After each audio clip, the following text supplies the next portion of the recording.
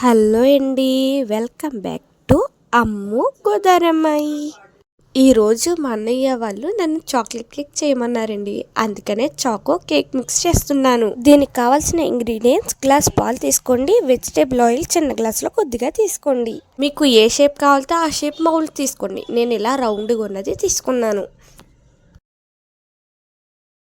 Oven లేనోళ్ళు ఇలా ఇడ్లీ పాత్ర తీసుకొని కింద సపోర్టుగా చిన్న గిన్నె తీసుకోండి.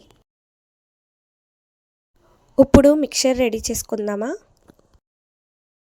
చాకో పౌడర్ తీసుకొని ఒక గిన్నెలో వేసుకోండి.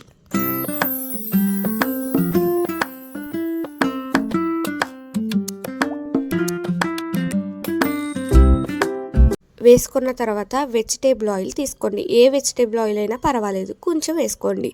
సరిపోతే మధ్య మధ్యలో వేసుకోండి. తర్వాత గ్లాస్లో పాలు తీసుకున్నాం కదండి, అది కొంచెం కొంచెంగా వేసుకుంటూ మిక్స్ చేయండి. మీ దగ్గర ఇలాంటి హ్యాండ్ బీటర్ ఉంటే దాంతో మిక్స్ చేసుకోండి, లేదా గరిటతో అయినా పర్వాలేదు. పాలు ఎప్పుడు కూడా ఒకేసారి వేసుకొని మిక్స్ చేయకూడదు, కొద్ది కొద్దిగా వేసుకుంటూ మిక్స్ చేయాలి. ఇప్పుడు క్రీమీ టెక్స్చర్కి డైరీ మిల్క్ పక్కన పెట్టుకోండి. తర్వాత బాగా మరుగుతున్న వాటర్లో డైరీ మిల్క్ చాక్లెట్ వేసుకోండి. క్రీమీ టెక్స్చర్ వచ్చేంత వరకు పాలు కొంచెం కొంచెంగా వేసుకుని తిప్పుకుంటూ ఉండండి.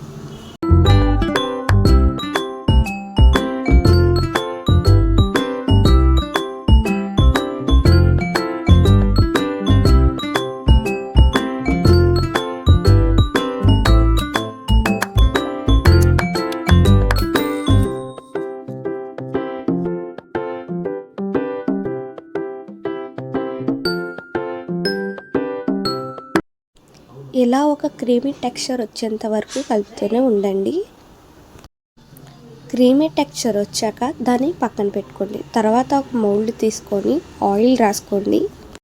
ఆయిల్ రౌండ్ షేప్కి స్ప్రెడ్ చేసుకొని రాయండి.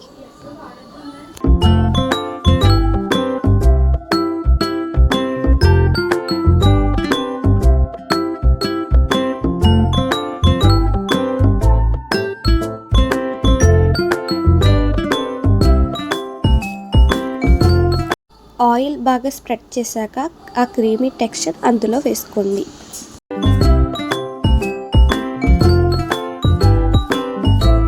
ఇప్పుడు టెక్స్చర్ రౌండ్ షేప్ అయ్యేదాకా స్ప్రెడ్ చేసుకోండి.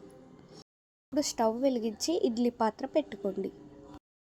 ఇడ్లీ పాత్ర తీసుకున్నా పర్వాలేదు, కుక్కర్ తీసుకున్నా పర్వాలేదు. ఇప్పుడు హీట్ అయిన ఇడ్లీ పాత్రలోని టెక్స్చర్ మౌల్డ్ పెట్టుకుందాం. తర్వాత మనం డైరీ మిల్క్ హాట్ వాటర్లో వేసుకున్నాం కదండి, ఇప్పుడు అది కరిగిందా లేదా చూసుకుందాం.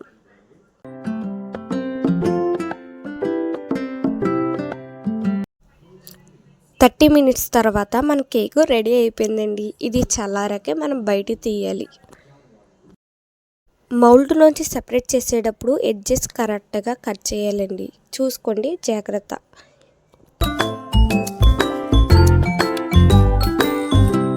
డైరీ మిల్క్ క్రీమ్ని పైన స్ప్రెడ్ చేసుకొని చాక్లెట్ స్ప్రింకిల్ని పైన జల్లుకోండి. అంతేనండి, టేస్టీ కేక్ రెడీ.